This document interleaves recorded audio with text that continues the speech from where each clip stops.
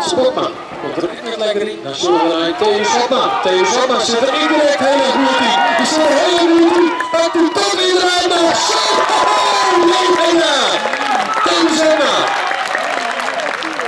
Hij is erg in vorm en is in de bloei van zijn leven. Dit was zijn lijstste hier. Nou, dat staat er ook niet aan. Kinderen voor hem hier achterom. Theo Schotma. Dat doet dat niet hartstikke naar Werkenburg. Nee, dat doet toch Werkenburg. Want hier komt Vreugdehamer en die plaatsen hier voor de finale. Prima hier. Maar zag je weten, dus maar die stap hier nog wel in. Hier komt Vreugdehamer. Hij zit heeg. Hij komt heeg. Hij kijkt wat uit de richting. Maar dan de uitsprong. Ja, serieus. Jammer dat er wat uit de richting giet. En daarmee komt er een trek net voorbij de centimeter. Maar Wolle heeft, zeg je, meter notering. Aan de Groesma bij de Vali van binnen verstand. Zit er heel goed in. En die zet de vierste afstand uitstekend in voor Anneke Groesma. Daar komt hij beter voor. Zit